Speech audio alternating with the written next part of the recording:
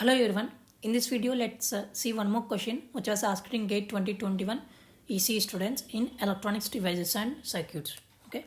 The question is the energy band diagram of a semiconductor is shown in the figure with length L and the Fermi energy level EF is constant throughout the semiconductor. That is, the semiconductor is in equilibrium. Okay. And the difference between the valence band at the two edges of the semiconductor bar is delta, and then we were asked to find out electric field developed inside the semiconductor. Okay, so this is the energy band diagram. EF is constant throughout the semiconductor, and the difference between the edge between the valence band at the two edges of the semiconductor bar is delta. Okay, now before solving this question, let me give you some points. Potential is always defined with respect to some other point, with respect to some reference point. Okay, so potential is equal to minus EC by Q. Potential means work done per unit charge. Okay, unit positive charge. So because this is an electron, we're talking about electron, so potential will be equal to minus EC by Q plus K, where K is some reference point. Because we are taking with respect to some reference point, it is written as K. And we can also write potential as minus EV by Q. The change is there is we can simply use some other constant K1. Okay, or you can even write minus EI by Q plus K2. Okay, the reference point can be anything. Okay, but while solving the question, the reference point should remain constant throughout the problem. Okay, if I take K, it should be with solving some other potential. It should be also with respect to K itself. Okay, so potential can be written as minus EC by Q or minus EV by Q or minus EI by Q. Okay, and electric field, which is a gradient of the potential or negative of the gradient of the potential, can be written as 1 by Q into dou EC by dou X or dou EV by dou X or dou EI by dou X. So what is the term dou EC or EV by EI by dou X represent? It represents the slope along the length of the semiconductor of the energy levels in the energy band diagram. Okay, so here you can see there is a slope for highest level of valence band energy level. So this slope or this gradient gives you the electric field when it is divided by charge of the electron. Okay, so now since we were asked to find out the electric field will be simply equal to minus dou V by dou X, that is simply equal to 1 by Q into dou EV by dou X. Because we were given only information about EV, I am taking 1 by Q into dou EV by dou X. So 1 by Q. So dou EV by dou X is simply the slope. Slope is y coordinate by x coordinate difference. Okay, so that is delta minus 0 by L minus 0. That is 1 by Q into delta by L.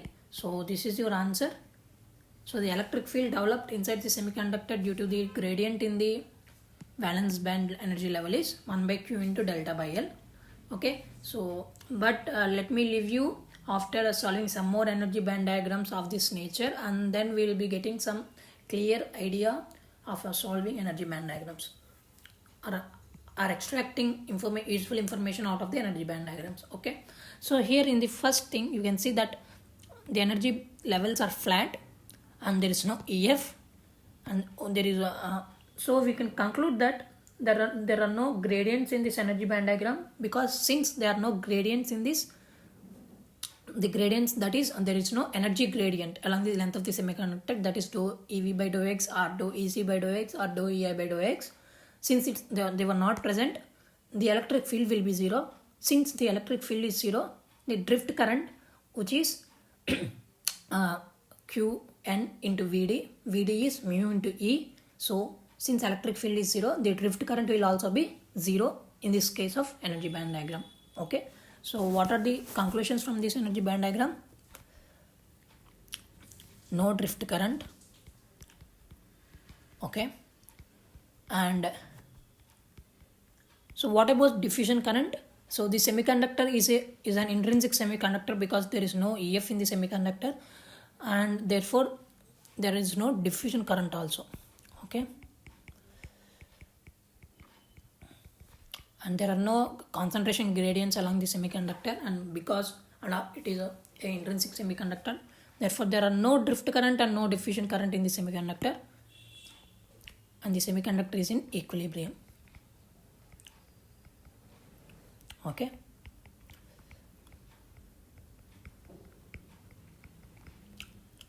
And what about this energy band diagram? Here there are no gradients in the energy levels along the length of the semiconductor. Therefore, there is no drift current present in the semiconductor. No drift current. Okay. So what about diffusion current? This is an N-type semiconductor because EF is close to EC. If EF is close to EC, the semiconductor is N-type. If the EF is close to EV, the semiconductor is P-type. If the gap between EC and EF are becoming very less, it becomes highly doped. If the gap is very much more, then it is lightly doped N-type semiconductor. The same thing applies for the gap between EF and EV. Okay. Again I am repeating, if the gap between EC and EF are is EF and EV is less, it is highly doped. If it is more, it is lightly doped. Okay. And so what is there any diffusion current in the semiconductor? So for diffusion current, you should always think about the gradients in the concentration. For the drift current, you should think about the gradients in the energy levels across the length along the length of the semiconductor. For diffusion current, you should check for concentration gradient along the length of the semiconductor. Okay. Here you can see the gap between EC and EF along the length of the semiconductor is constant. It is not varying. Since the gap is not varying, it is a uniformly doped N-type semiconductor. It is not non-uniformly doped N-type semiconductor. Because it is uniformly doped, will be no concentration gradients along the length of the semiconductor. That's why there will be no diffusion current in this semiconductor. Okay. So the conclusion is no diffusion current. Okay. And what about whether the semiconductor is in equilibrium or not? This semiconductor is in equilibrium because you can simply say that by seeing the EF in the energy band diagram. If the EF, the Fermi level, is constant throughout the semiconductor, then we can simply say that the semiconductor is in equilibrium. Okay. So again I am repeating, EF should be constant along the length of the semiconductor for the semiconductor to be in equilibrium. It's in equilibrium. Or you can simply say that there is no drift current, there is no diffusion current, so the semiconductor is in equilibrium, but the stringent condition is EF should be constant throughout the semiconductor. If it is satisfied, definitely it is in equilibrium. So what about this semiconductor energy band diagram? So is it drift current? Yes, there is drift current because there is gradient or slope in the EC or EI or EF. Okay. So drift current is present. Okay. Then so what about is this semiconductor intrinsic semiconductor or extrinsic semiconductor? Because there is no EF, it is an intrinsic semiconductor. If he is not mentioning the EF in the energy band diagram or not given in any question regarding the doping, it will be an intrinsic semiconductor only. Okay. So here it's an intrinsic semiconductor and there is no diffusion current because there is no concentration gradient along the semiconductor. No diffusion current. Okay. Is the semiconductor in equilibrium? No, the semiconductor is not in equilibrium because there is drift current. Okay. So because there is drift current, the semiconductor is not in equilibrium. Not in equilibrium. Or you can simply say that because this is an intrinsic semiconductor, EF and EI will be same, right? How can I say that? See, simply let me use this one. You know these formulas, right? N equal to Ni into e power EF minus EI by kT, or P equal to Ni into e power EI minus EF by kT. Okay, because this is an intrinsic semiconductor, N will be Ni, so that implies EF is equal to EI, right? So since EF is equal to EI, in this in this energy band diagram, I can simply take this is also EF equal to EI. So as I already said, if the energy EF is constant, then then the semiconductor is in equilibrium. But here EF is not constant, it is having gradient, there is a slope in EF. Okay, so we can conclude that the semiconductor is not in equilibrium, or you can simply say that there is drift current, but to counteract it, there is no diffusion current present in the semiconductor. That's why the semiconductor is not in equilibrium. Okay, so let's see the final energy band diagram. So in this energy band diagram, you can see that EF is flat throughout the semiconductor. That means the semiconductor is in equilibrium. Remember that, because EF is constant throughout the semiconductor is in equilibrium. Okay, and next, what about drift current? So drift current, so this is an n-type semiconductor because EF is close to EC, right? So this is an n-type semiconductor, and is this uniformly doped or non-uniformly doped semiconductor? You see that the gap between EC and EF is reducing as I am going along the length of the semiconductor. So because gap is varying, this is an non-uniformly doped n-type semiconductor. Because it is non-uniformly doped semiconductor, there will be concentration gradients along the length of the semiconductor. So because concentration gradient is present, there will be diffusion current. Okay, so diffusion current is present.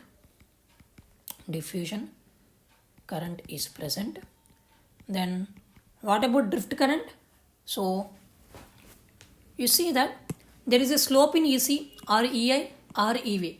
So don't think that EF, because there is no slope in EF, the semiconductor has no drift current. Okay, I haven't said I haven't talked about slope in EF while thinking about drift current. Okay, you should consider only the slopes in EC or EI or EV to determine whether the semiconductor has drift current or not. Okay, because there is slope in EC or EI and EV, this semiconductor is having drift component present in.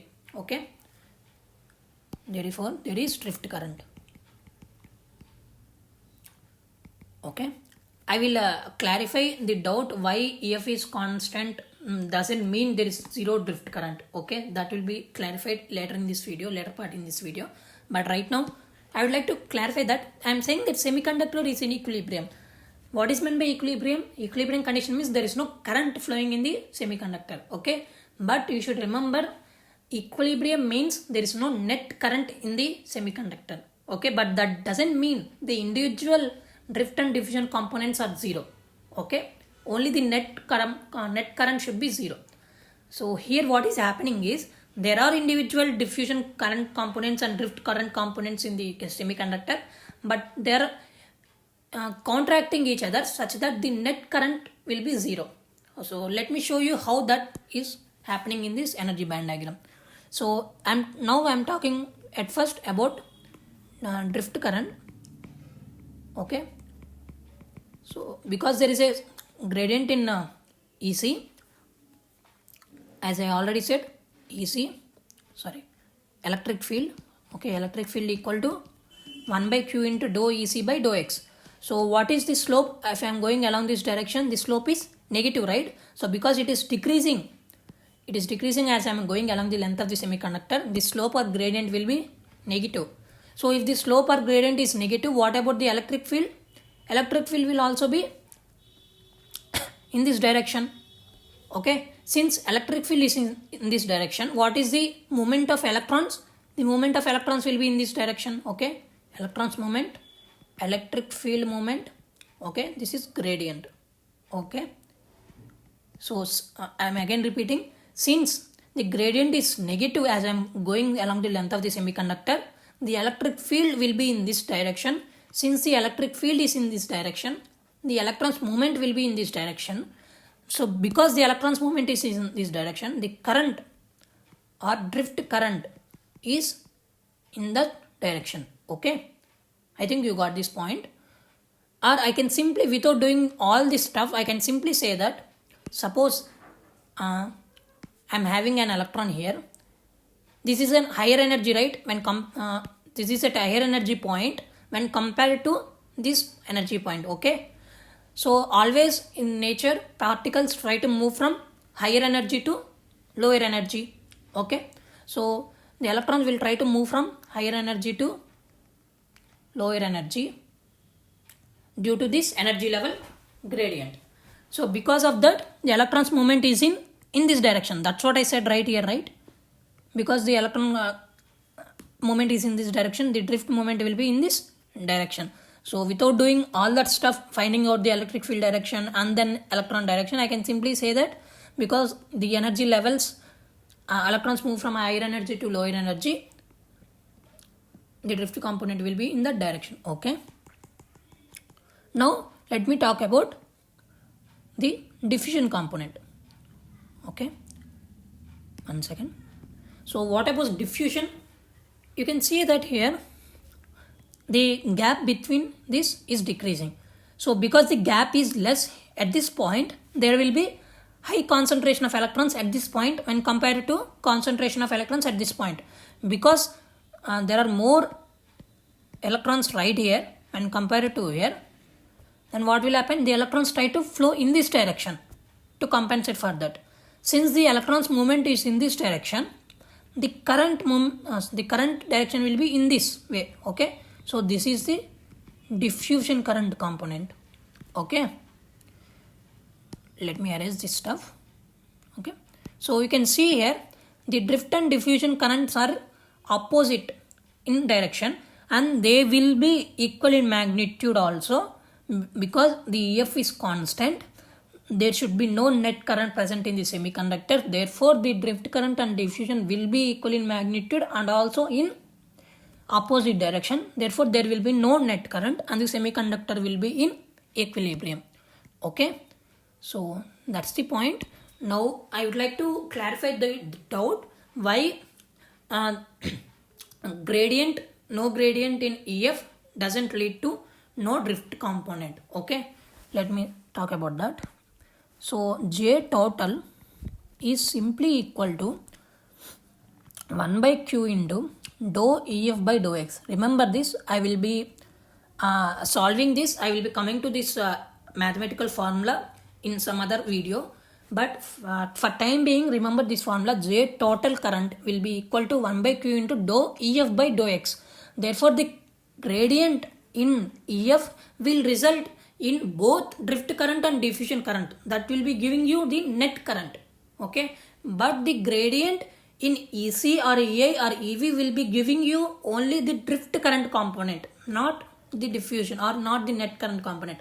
But the gradient in EF will be giving you the net current component. Okay, so if there is no gradient in this EF, that implies total net current will be 0.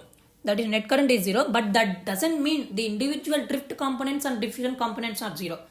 They can be individual components of drift and diffusion, but they will be contracting each other as is shown in this energy band diagram case. Okay, so I think that this video helped you how to extract some information from the energy band diagram. So that's it in this video. Thank you very much, guys.